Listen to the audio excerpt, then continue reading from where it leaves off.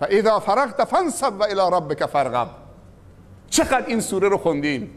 میدونی معنیش چیه؟ فاذا فرغت فانصب و الی ربک فارغب. میگه هر وقتی که از کار خیری فارغ شدید، نگذار بین کار خیر تو و مفید تو با کار خیر بعدی که شروع میکنید فاصله بیفته، فراغ بیفته. وقتی فاصله افتاد تو سرد میشید. میگه کار خیر و پایانش آغاز یک کار خیر دیگر شروع بکن که به هم وصل باشه. و میگه فنصب. فنصب یعنی چی؟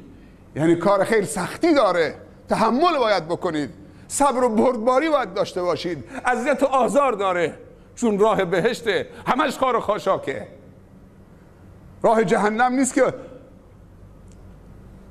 اتوبان و جاده اسفالت بدون دستانداز و موانع باشه، که آسفالت و استاندارد بدون دستانداز و موانع، چون راهش راه شهواته.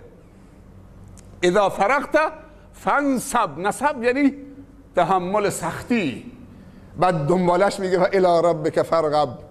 اگر میخوای از کارها برکت و بهره ببرید، باید اون کارها رو رنگ و بوی خدایی بهش بدید. حتی اگر معلم زبان انگلیسی هستید، معلم نقاشی و طراحی هستید. یه زمانی استوانه‌های قدیم وقتی مسجد درست میکردن، خودش با کارگراش میرفتن وضو میگرفتن، خشتای مسجد رو میگذاشتن. ولی امروز مهندس تو مسجد هم داره محراب رو تنظیم میکنه، سیگارشو دود کرده. خیلی چیزها به هم خورده. یک توبه جانانه لازمه. و الی ربک فارغب. تو هر کاری مشتاق و راغب الی الله باش، راغب به سوی پروردگارت باش. لنهدینهم سبلنا. جالبه که خداوند میگه ما راههای منتهی شده به خودمونو نشونش میدیم، باز میکنیم براش. مگر راه رسیدن به خدا یک راهه؟ صدها و هزارها راهه. حتی یه لبخندی که یک غمی و یک باری را از برادری سبک بکنید، یه لبخند، اینم یکی از راههای رسیدن به خداست. تبسمک فی وجه اخیک صدقه. یه لبخند تو صورت برادرت بزنید، یه حرف خیری، جواب سلامش درست بدید، مسافهی درست باش بکنید. اینا همه راههای رسیدن به رضای خداست. پس یک راه نیست. نماز یک از راه هاست، روزه یک از راه هاست، زکات یک از راه هاست، صدقه یک از راه هاست، نوازش یتیم یک از راه هاست، علم یک از راه هاست، مهمان نوازی، سخاوت، شهامت و کاری به کافر و مسلمان نداره. انسان 3 تا رحم داره. انسان 3 تا برادر و خواهر داره. یک خواهر خویشاوندی، برادر و خواهر خویشاوندی، 2 برادر و خواهر همکیش و مسلمان، و 3 برادر و خواهر هم نوع و انسان کافرم باشه. شما میدونید این حصاری که بر غزه ایجاد کردن 3 سال الان، تو این کشتی آزادی 600 نفر بودن تو یک کشتی. حتی یهودی هم بودن، از اروپا بودن. امروز دوباره یک کشتی از ایرلند حرکت کرده برای فک حصار غزه. و ترکیه واقعا هزینه کرد. 9 نفر از جواناشو هزینه کرد. دنیا که الان بلند شده، تو شبکه ها نگاه بکنید که چطوری همش وقتی صحبت از غزه میشه صحبت از اردوغان میشه، وقتی صحبت از ترکیه میشه. سبحان الله. ترکیه داره میره با این حرکتش که دوباره قطب جهان اسلام بشه، یک اسلام مدرن و زیبا و جذاب و متناسب روز. هنوز 2 میلیون خورده ای مسلمان ترک زبان عثمانی ها در کشور آلمان هستن که چند سال پیش خود آلمان تلاش میکرد که اونها رو بیرون بکنه. تا قلب اروپا پیش رفتند. من رمضان گذشته، نه رمضان قبلش، یکی از شبها پخش میکرد سفره افطاری در استانبول و شبکه الجزیره نشون میداد که شهرداری استانبول سالون رو ایجاد کرده بود، افطاری برای عموم، خیلی منظم. بعد یک مصاحبه کرد با یکی از اونها، گفت که اتحاد اروپا اگر میخواد ترکیه رو بپذیره که جزو اتحادیه اروپا بشه، این بار دیگه اگر میخواد ما رو بپذیره، ما با حجاب زنهامون باید ما رو بپذیره. دیگه ما حجاب زنهامون رو نمیذاریم که خواهش میکنم ما رو بپذیرید، باشه زنهامون بی حجاب باشن. اگر میخواد بپذیره، ما رو با رمضانمون باید بپذیره، با نمازمون، با روزمون، با اخلاقیاتمون باید ما رو بپذیره. جوانای عزیز، خصوصا اکثر این جمع دانشجوها هستن. 4 تا جهاد، 5 تا جهاد داریم. آخر آیه میگه و این الله لمع المحسنین. هر کسی که نیکوکار باشه، نگفته عرب باشه، عجم باشه، حاکم باشه، محکوم باشه، تاجر باشه، فقیر، نه. و این الله لمع المحسنین والذین جاهدوا فینا لنهدینهم سبلنا. و خداوند همراه نیکوکاران است. کسانی که محسن هستند، نه کسانی که حسن هستند. فرق بین محسن و حسن، شاید تو خوب باشی حسنی، ولی اگر خوبی رو به دیگران انتقال دادید، به فکر خوب شدن دیگران و اصلاح جامعه شدید، تو محسنید. خداوند گفته و این الله لمع المحسنین، کسانی که نیکوکارن. 5 تا جهاد داریم: جهاد مالی، جهاد تبلیغی، جهاد تعلیمی، جهاد سیاسی و جهاد نظامی. و جهاد نظامی 5 تا جهاد.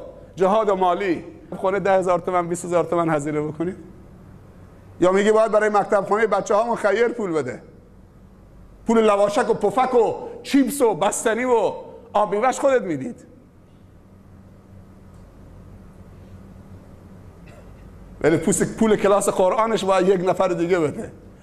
به مراتب پولی که برای پفک و چیپس و بستنی میدید و آدامس میدید، به مراتب از اون شهریه مکتب خونه بالاتره. حساب بکنید. باور کنید روز 2,000 تومن بچه داره میخوره، ولی مکتب خانه میگن ماهی 10,000 تومن، 2 ماه 20,000 تومن. ما 2 تا تقوا داریم، تقوای عام و تقوای خاص. قاطی نکنیم. تقوای خاص حاکم نماز خواندنش نیست، روزه گرفتنش نیست، تلاوت قرآنش نیست. چیزی که خداوند از حاکم اول بازپاس میکنه و اونو مورد مؤاخذه قرار میده، تقوای خاصشه، عدالته. و تقوای یک تاجر متمکن، نمازش جای خودش، روزش، این تقوای عمومیه. تلاوت قرآنش، ذکرش، فلانش، همه چی جای خودش. تقوای یک تاجر انفاق برای نصرت دین خدا و بندگان خدا. تقوای یک مجاهد، نماز خوندن، باید شمشیر دست بگیره، اسلحه از حد و مرز ممالک اسلامی. تقوای یک معلم و عالم باید صادقانه و خالصانه تعلیم بده، این تقواشه. و تقوای یک دانشجو و دانش آموز، این که در کنار نماز خوندن و روزه گرفتن و ذکر و اخلاقیات بچسبه به درس بخونه.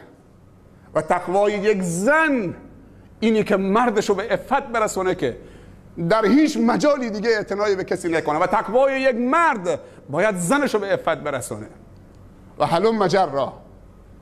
پس تقوای خصوصی خیلی مطرحه. اگر شما یک تاجر هستید، متمکن هستید، بیاید به مکتب خانه بگید که شما هر چی کم آوردید، بچه های یتیم و فقیر هر چی کم آوردید مال من، اونا فرزندان منن، لیستش به من به 10 نفر، 15 نفر، 20 نفر. برای ما جامعه اهل سنت زشت نیست که حقوق معلمین مکتب خانه که ماهی 100,000 تومان بوده، تو تیر و مرداد، گرمای طاقت فرسای تیر و مرداد، که عقیده و احکام و تجوید و تلاوت و حدیث و فقه و سیرت یاد بچه های ما دادن، تو تیر و مرداد از سال گذشته تا امسال 1 سال بمونه، اونم 2 تا 100,000 تومان، 200,000 تومان، ما 500,000 تومان بهشون میدیم. ولی وقتی ساز میاد دیگه نمیدونیم، 10 میلیون 15 میلیون. امروزه دیگه برای خواستگاری 10-15 میلیون هزینه، برای خواستگاری ها، برای عقد دوباره یک هزینه، برای عروسی دوباره یک هزینه. از کجا آوردیم؟ طرف میره حج برمیگرده 10-15 میلیون پذیرایی میده. 10 تا دوربین، 20 تا دوربین گاو بردن تو فرودگاه، زیر پاش دارن خون میکنن. خونی که زیر پای کسی، رو پای کسی بکنید، اون گوشت حرامه، اصلا از نظر شرعی حرام کسی بخوره. قل ان صلاتی و نسکی و محیای. زیر پای عروس داماد خون میکنن، پاشون بزنن تو خون، اون گوشت دیگه خوردنش حرامه. زیر پای حاجی که رفته گفته لبیک اللهم لبیک لبیک لا شریک لک لبیک ان الحمد و النعمت لک و الملک لا شریک لک. آینه ماشین رو زیر کشیدن، تو آینه ماشین رو در نشستن، بالای ماشین نشستن، از حاجی دارن همینجور بوق میزنن تا به خونه برسن. مسیر همه چیز داریم منحرف میکنیم.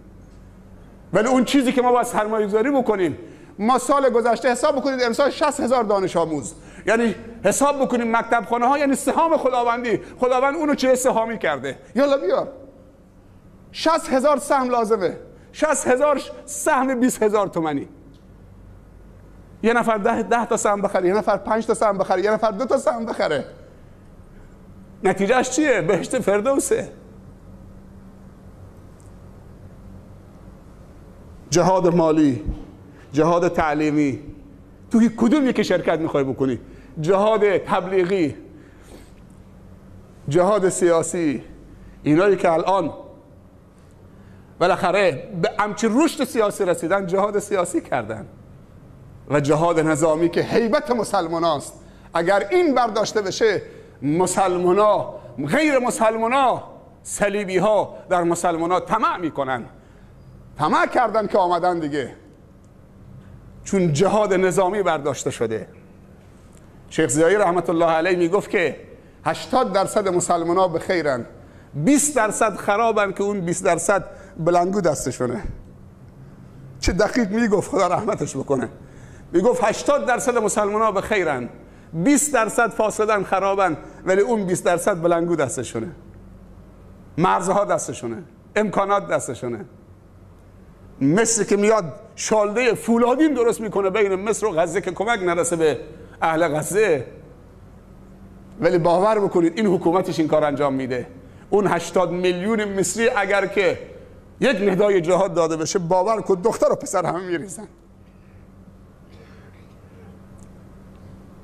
از نماز جمعه چی میخوان؟